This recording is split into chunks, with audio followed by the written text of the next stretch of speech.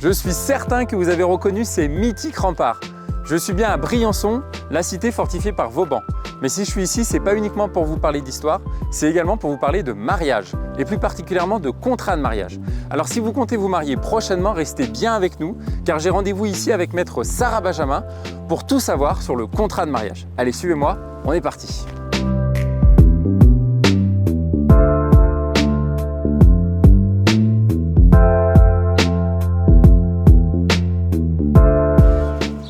Salut Sarah. Salut Alexandre. Tu vas bien? Ça va et toi? Bah écoute, je suis super content de te retrouver ici. Tu as vu quelle ville magnifique? Bah ouais, écoute, c'est la première fois que je viens à Briançon. On m'a toujours dit ça va être magnifique.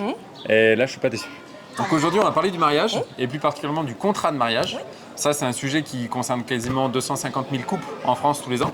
Tout ça? Et ouais, ça en fait quand même. Ça en fait pas mal. Moi, je suis marié personnellement, en plus, donc du coup, c'est plutôt pas mal. Non, bah c'est bien. Et on va puis, voir si tu as fait les bonnes choses. Voilà, on va voir si j'étais un bon élève. Bon, en attendant, on visite un peu la ville? Allez, on y va.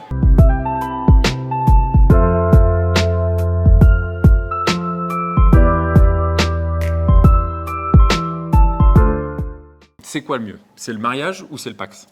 Alors, si on parle de protection du conjoint, le mariage, clairement, est beaucoup plus protecteur que le Pacs. Et notamment, une différence majeure du Pacs est que au décès du conjoint, on peut bénéficier d'une pension de réversion. On a vécu toute sa vie ensemble, on est à la retraite, on décède, je bénéficie de la pension de réversion de mon conjoint, ce qui peut être une aide à la retraite. Oui, tout à fait. Alors qu'en Pacs, on n'en bénéficie pas. Peu importe qu'on ait fait un testament ou non, on n'a pas de pension de réversion du conjoint. On sait très bien que les revenus des personnes à la retraite baissent. Oui, tout à fait. Donc si en plus on n'a pas la pension de réversion de son conjoint, ça peut être très compliqué financièrement. Ok. Et alors cette pension de reversion, on peut en bénéficier, quel que soit finalement le contrat de mariage qu'on a signé? Tout à fait. Ok. Ça, c'est indépendant Ça, c'est du contrat de automatique pour chaque mariage. Exactement. C'est le fait même d'être marié.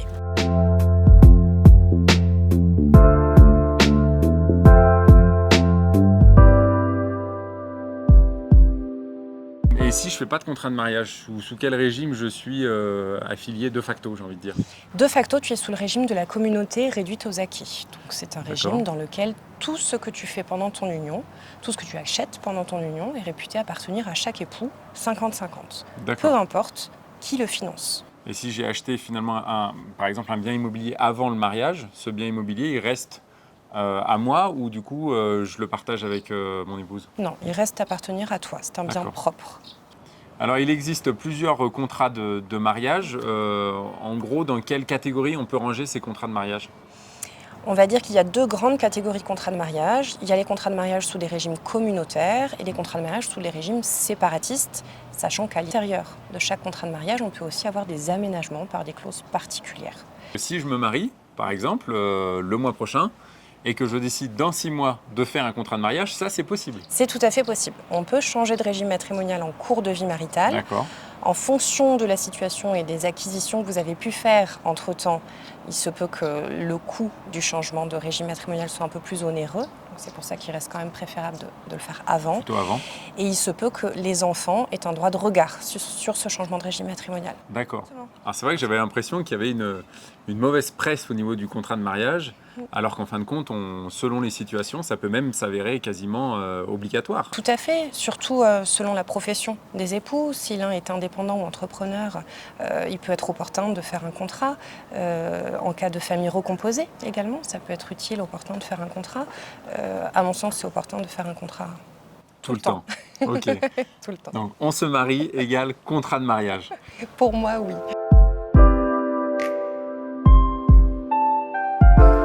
Et alors Sarah, en cas de séparation, si j'ai fait un contrat de mariage, comment ça se passe finalement?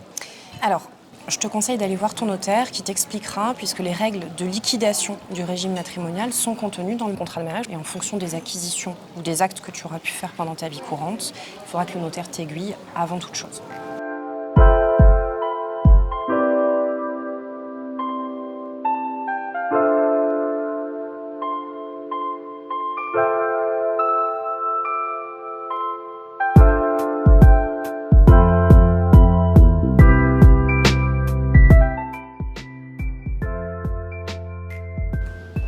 Eh ben, merci beaucoup Sarah. Merci à toi Alexandre. J'ai été très content de te retrouver ici à Briançon. Oui. On a pas mal marché, on a bien visité la ville. On a bien marché. Et puis en tout cas, j'espère que nos futurs mariés vont passer à l'acte en faisant un contrat de mariage. En tout cas, en y réfléchissant avant. Ouais, ça serait déjà pas mal. Ouais.